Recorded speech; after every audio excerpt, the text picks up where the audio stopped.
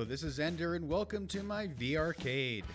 Since you can find many other wonderful initial impression or unboxing videos of this device, I feel the way I can be most helpful is going into a deep dive of many of the aspects of this great device. With that in mind, you're more than welcome to watch the entire video, or you could just scroll to the chapter markers for the topics that interest you.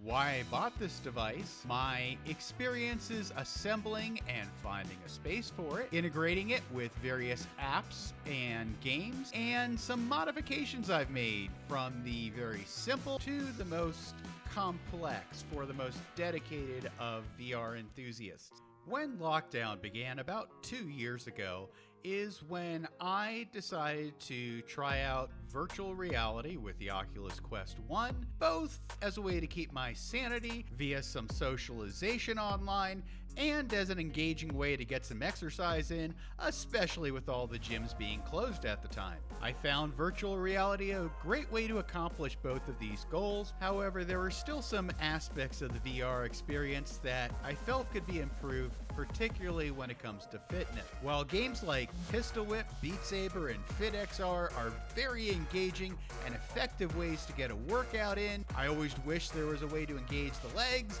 and a thumbstick is not the level of physical activity that I was hoping for. And that's where the C2 comes in. I obtained my C2 via the Kickstarter campaign and did not receive any compensation or special treatment in obtaining or reviewing this device.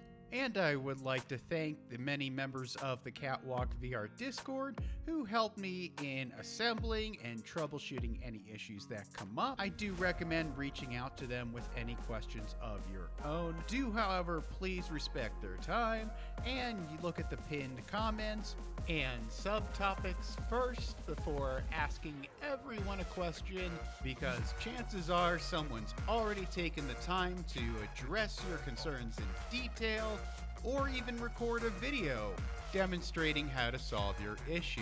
Speaking of videos, don't forget to go to the Cat VR support page where there is a video detailing most of the assembly process. However, there are a few elements it does tend to go through a little more quickly and can be overlooked. There are many things to be aware of before buying a Cat VR. It is heavy, it is large, and it does take up a very large space and time to assemble. You can look up all the specifications of the size of the Catwalk on the Cat VR website as well. However, even after following all the steps as best you can, there are some issues that many other Catwalk users have run into. First, is this the device for you? While it is a fantastic device for what it is, if you are expecting a plug-and-play experience like you might with a game console or standalone use of a Quest 2, this is not for you. While there is a new device Cat just started selling called the Nexus that will allow you to connect the Cat VR 2 to your Quest 2 or Pico or other standalone headset, at the time of this recording, I have yet to experience this device and know how complicated it is or is not to set up. Back to the topic of assembly and finding space for this device. First is the topic of noise. I can't make any guarantees on whether or not this will upset your neighbor or spouse or other family member in the next room, but do keep in mind that could be an issue. I happen to have the good fortune of living in a first floor apartment, which meant it wasn't terribly difficult to slide the packages inside my apartment, and I didn't have to worry about upsetting any neighbors beneath me. Furthermore, the room that the cat is in does not share any walls with my neighbors, so I didn't have to worry about upsetting them, but keep in mind that could potentially be an issue with your situation. There is one C2 owner who actually happens to live in a dorm room. I don't know how well this works, but it might not end in the best relationships with your neighbors. To find a space for the C2, I recommend standing with both arms outstretched and turning in a circle to see if you would actually impact your walls in that space. Also, do the same with your arms outstretched above you and add an extra 10 inches for the height of the C2 base to determine if you will hit anything above you as well. This, however, assumes you won't be using foot trackers or kicking, because when I started doing that and didn't take that extra leg reach into account, I did incur a little bit of damage. Fortunately, this was all easily repairable, and I was able to simply slide my C2 a little further away from the walls and window. Speaking of being able to slide or move the device, I don't think it's really feasible unless you have a mat underneath, which will protect your floors, allow you to be able to slide it a bit, and perhaps provide a bit of sound insulation, although I can't speak to how much. I will include a link to the mat I purchased through Knox Labs, which was designed for the C2 and advertises a bit of sound insulation. It also allows me to move the device around without it sliding around during gameplay. I'm sure less expensive options would be feasible as well. This is just the one I know that works for me. Assembly is pretty straightforward, aside from a couple areas that weren't super detailed in the assembly video, and I'll cover what a few of those are. The first for me was making certain I had the support arms for the backrest, I'll call it, installed in the right direction. You do want the hooks where you rest your HMD or head-mounted display on the back of the device as opposed to the front. And that includes making certain, if you have the C2 Plus, which includes these blue rubber post covers for styling purposes, installed on the correct support arm. Otherwise, they simply won't slot into place perfectly. Another issue many of us encountered with the C2 Plus variant, where you get the flip down seat, is that while it doesn't appear that the clamps will fit the support arms with the rubber fasteners on it, it will. You just have to keep on cranking with the Allen wrench to make contact and make sure they fit securely. The other challenge that many of us encountered is attaching the plastic supports. It seems as though the bolts are too small to actually thread the brackets around the base. However, I was able to make it work with a pretty strong wrench, although that's not really the approved method. Some went out and bought slightly longer bolts. Some just removed the washer and were able to make the support plastic pieces fit. I think this is just one of the expectations you should have as an earlier adopter of the first run of a new product as a Kickstarter backer. It was frustrating, but not an insurmountable issue. For those of you with a tethered headset, there is an included pulley which you could install on the ceiling. I just chose to use one I already had from the VR2 wire system that I'm a big fan of, and results in pretty minimal twisting of the cable. However, in some games, if you are doing a ton of spins, it is still possible to damage the cable, and I recommend you use a program like Turn Signal to help you from preventing this kind of damage. Since this is not an instructional step-by-step video, I just wanted to cover some of the more common concerns I heard with assembly.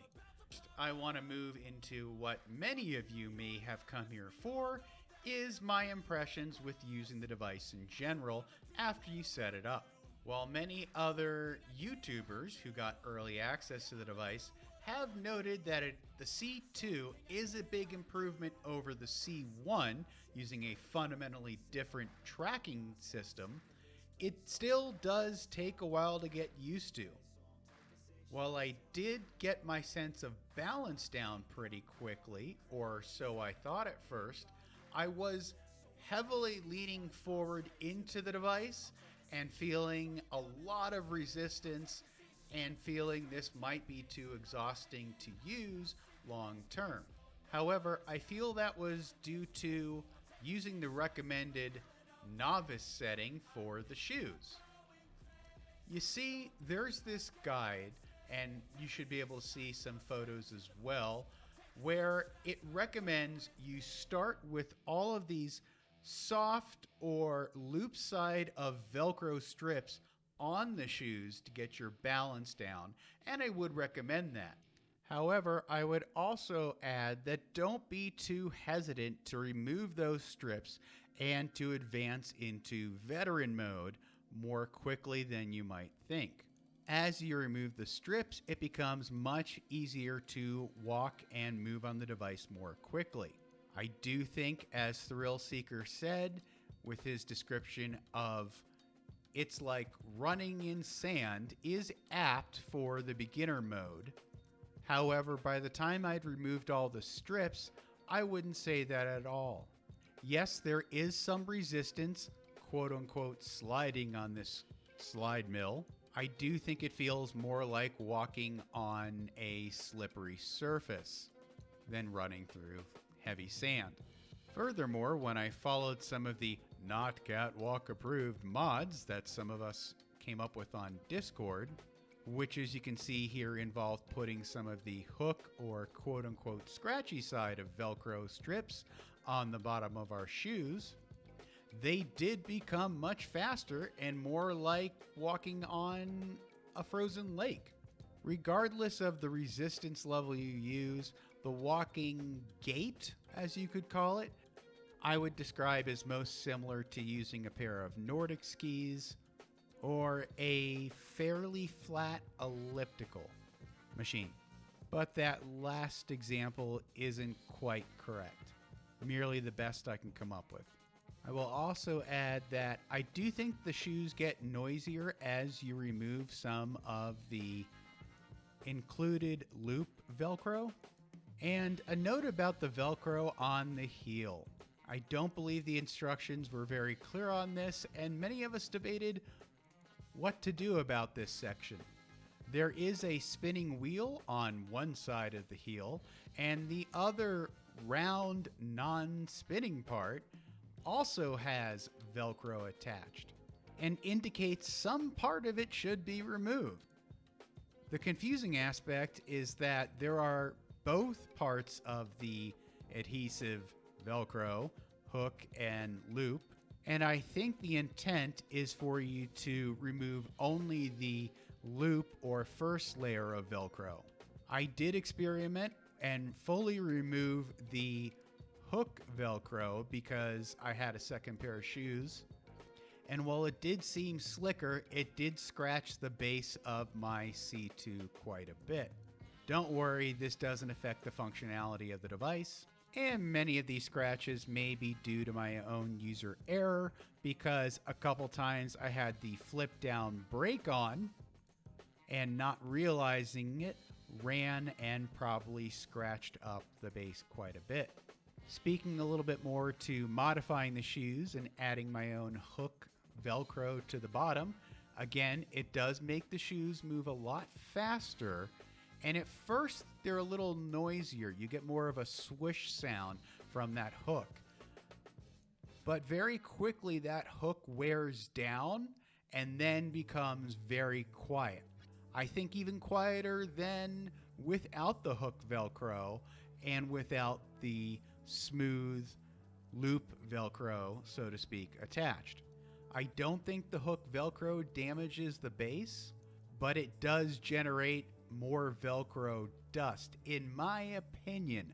Others have said that's due to a lack of re-lubricating the base, and lubrication is included, so it could be one or the other. I know some who use off-ear headphones like on the Index or the G2 that I have been slightly annoyed by the noise of the shoes moving across the base. However, I don't really notice the noise anymore. I did when I started playing the C2, but once I get into the game, I don't notice that sound at all. Moving on to another gameplay consideration, is the responsiveness of the Catwalk C2. As many other YouTube content creators have noted, you are not going to be at your most competitiveness by far using the C2 Plus or C2 in first-person shooters. Think about the way this device works, and I'm going to explain it as best I can in my non-programmer level knowledge. Essentially, think about the base of the C2 as a mouse pad, and the sensors on the bottom of each shoe, which they fundamentally are, as laser pointers that you would see on the underside of your mouse and track your distance across that mouse pad. Then, to my understanding, the gateway software translates those movements to adjustments to your thumbstick. Now consider the fact you've got 2 feet moving forward and backwards, and that movement being translated to a movement in a single direction with a thumbstick. I cannot imagine that that will ever truly be 100% one-to-one, and if you're expecting that, you are going to be disappointed. However, I do find the experience of using the Catwalk, even in a shooter like Pavlov, which is my go-to first-person shooter, to be very immersive and a lot of fun. Now, that is not to say there are not moments of frustration when you just don't react as fast as someone else, and you know if you are using a standard thumbstick and your controller that you wouldn't have gotten killed in that moment. However, for me personally, the immersiveness of running across a battlefield, either to an enemy or away from one, does outweigh the accuracy of using a thumbstick. On the topic of the usability and functionality of the C2, I did want to note that I have the Plus, which has the seat, the blue LED lighting underneath, and some rumble haptics in the base of the C2. Not really necessary to enjoy the device, but some options that add to the experience. Also, there's one potential issue with the seat that I should mention. I'm just under 5'8", and I do have the Catwalk set to the 5'7" setting. There's a seat height setting on the back support.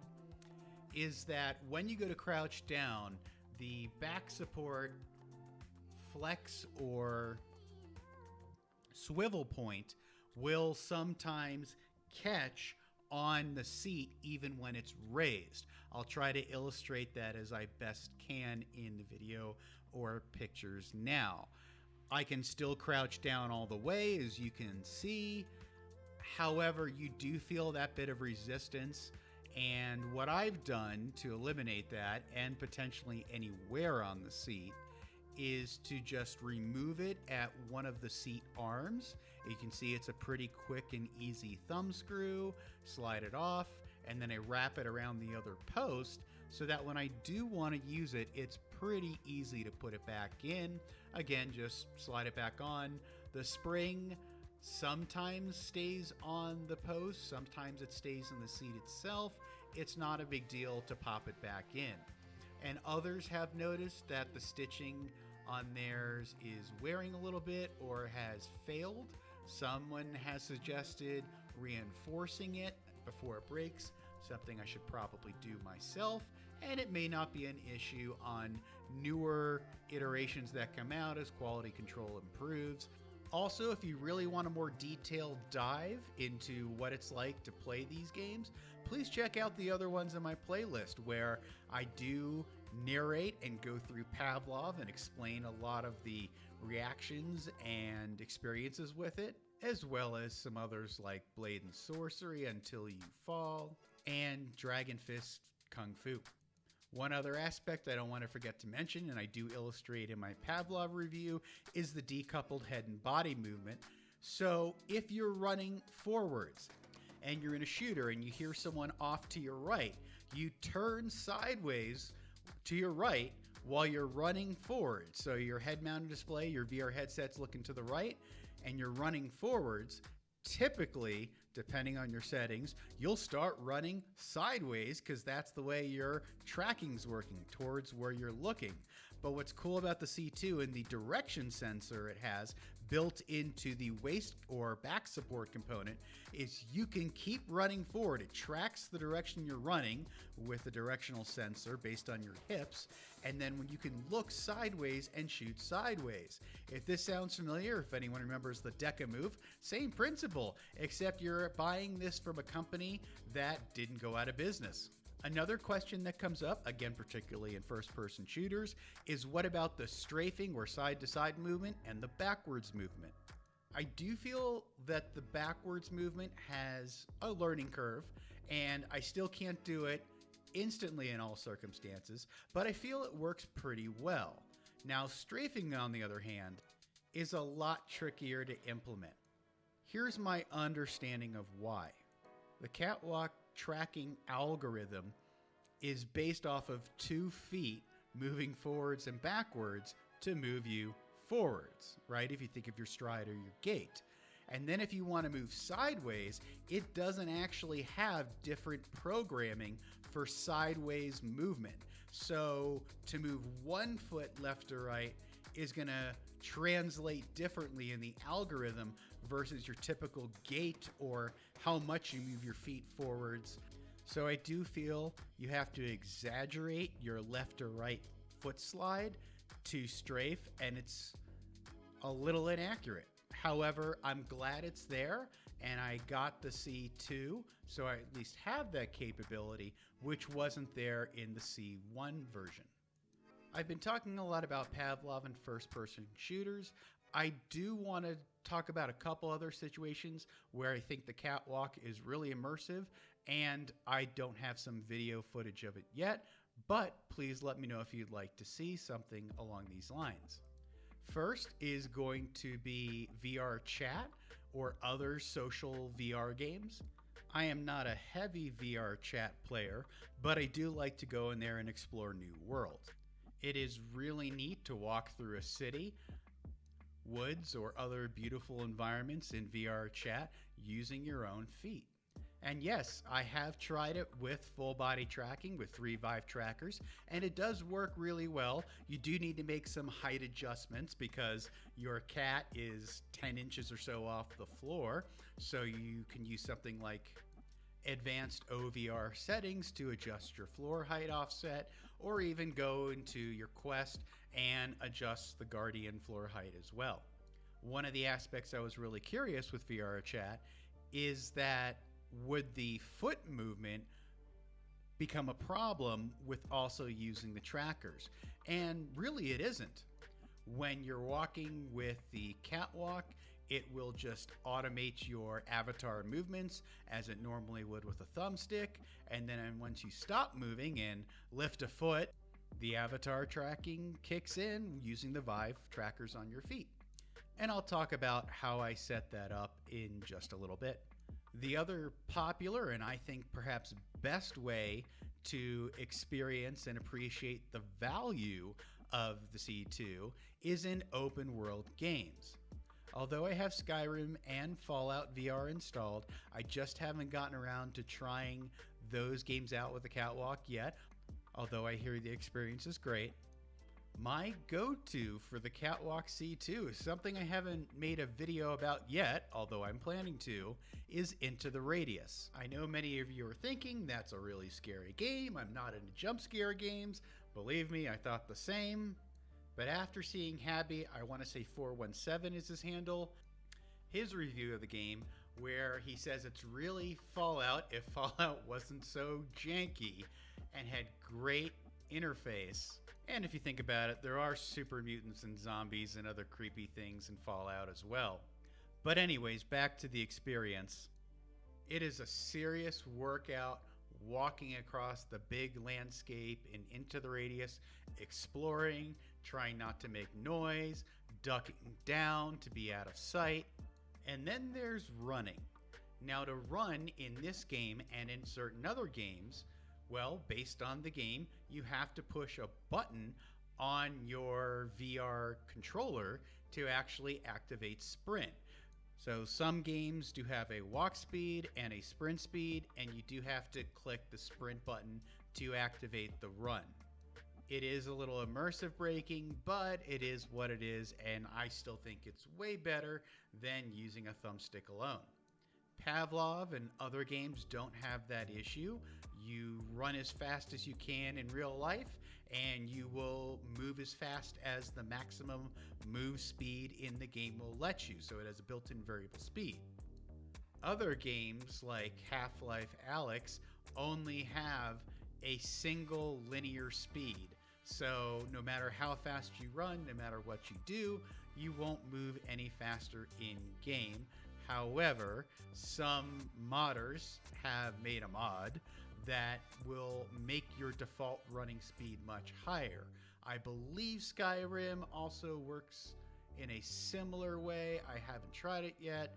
Don't tear me apart too much in the comments if I'm wrong on that.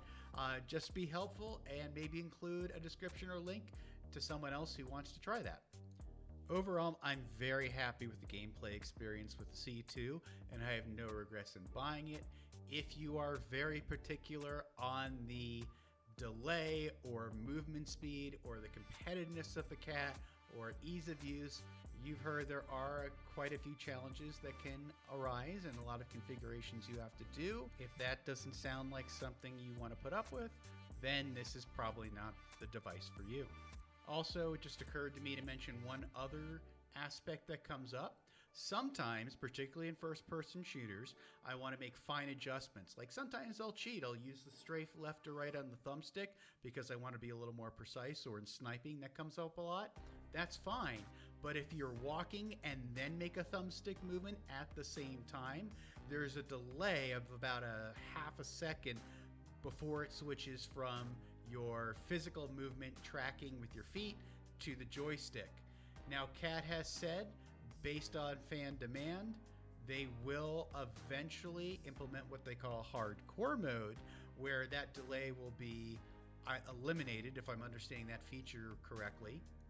Or I could be mixing that up with another feature, which is actually a hardcore mode that they're working on, where at a certain physical movement speed of your feet, it will activate the sprint button for you, which would be fantastic for Into the Radius and other games like that. And Cat really has been on top of implementing fixes in their software, so I think, reasonably hopeful that those improvements will come eventually. Also, from a support or customer experience aspect, mine did come with the Cat VR sticker scratched, and they did send me some new ones. And based on other Discord conversations I've been observing, they are pretty great about getting replacement parts to customers without any issue. At this point in the review, I hope I've addressed most of the common questions or considerations about buying a C2. So now I want to talk about getting the most out of your C2 by going full gargoyle. If anyone here has read Snow Crash, knows where the metaverse term comes from, and how much cooler it is than what Meta is currently offering us. And I think the term gargoyle is appropriate because in the world of Snow Crash, or the metaverse, getting the most immersive experience does require going quite a bit above and beyond the normal effort and expense than some will want to invest in. So for the first topic, a pretty easy one, gun stocks. They do work very easily. If you're already familiar with how to use one, it's just one more thing to put on before you get on the C2. For haptic gear, I only have B Haptics and can speak to that. The additional gear does get hot, and you will get sweatier than even when you do normally running on the catwalk or walking on it. The vest does hang down a little bit below your waist, so in the back, if you wear the catwalk waist strap on your waist, there will be a little bunching up. The tail of the X40 vest that I have does protrude into the back of the waistband, and it could potentially damage it because there's some punching up going back there. I haven't seen any. I just see that's a possibility. You could flip it over the back of the waistband, but I wouldn't recommend that because I think there's a chance of it pinching on the movement that's going on between the waistband and the backrest or support of the C2. I don't see any issue with the facial interface or the arm interfaces that I've used as well. Having them definitely adds to the experience. Maybe if my electric bill gets crazy in the summer, I will not wear them so as to not have to run up my air conditioning bill. But now it's winter and I can crack a window open and keep the room plenty cool and keep my immersiveness great as well. Now, the Vive trackers can be a little trickier to implement in some ways. I already mentioned the VR chat that you do have to make a floor height adjustment for the cat and then your trackers correspondingly as well. The other issue is, where do you attach the trackers? At first, I just used one of the EOZ waist straps, but I didn't like having one more thing to wear, so I cut apart a cheap waist strap I found. I'll try to find a link to it on Amazon, and then use that mounting point from the waist strap and wrapped it over the waist strap on the C2, so the waist tracker is right where it should be and very stable, which is good for tracking.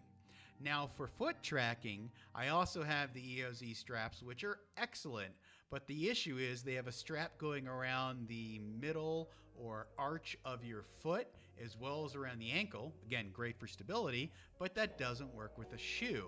So what I did is I found someone who made a 3D printed adapter, which I'll link the file to in the comments here. And then you just slide those into the laces of your shoes on your C2, and that works great. Now, if you have a Tundra tracker where it's got the built-in strap base, as they call it, I believe, you could directly run your laces through that base or run your laces over on the Vive trackers, the 3 points that stick up.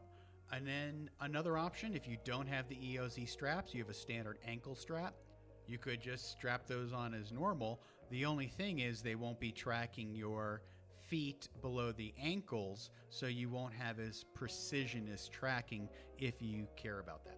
Now, one additional issue with the trackers, which may only be something I'm experiencing because Bluetooth 5.0, is my understanding, only supports a maximum of 5 devices. Now, in my case, I'm running 1, 2, 3, 4 Behaptic Gears devices. I'm running 4 lighthouses, not paired to my G2 because I can't do that, but to the onboard Bluetooth on my motherboard. I'm probably exceeding that limit, and I have trouble getting 3 trackers to work in Blade and Sorcery with the catwalk and on my Behaptics gear. I've only been able to connect 2. And sometimes the waist connects and one of the feet, or sometimes just 2 feet. It's potentially a conflict with the cat waist directional tracker. I'm not certain. I kind of doubt it, but just wanted to mention that for others to be aware. Well, that is everything I could think of in trying to make a very thorough, exhaustive review after 1 month with the Catwalk C2 Plus. Again, I am very happy with my purchase. It's a great immersive experience. It's a great workout. And as long as you have some patience, I think it's a great addition to your VRcade if it's within your budget. Is it for everyone? No, for reasons I've mentioned earlier, but I think as much as possible, it does address the desire for many to be able to walk in their social media or video game worlds in an immersive experience as possible. If you appreciated this video, please give me a like to let me know. That really helps my channel grow, as well as subscribe to see future videos. If you have any feedback on ways I could improve or questions about the C2 you'd like me to answer, please go ahead and note so in the comments. You can also reach me easily on Discord at Ender's VRcade, number 1399. Thanks so much and have a great day.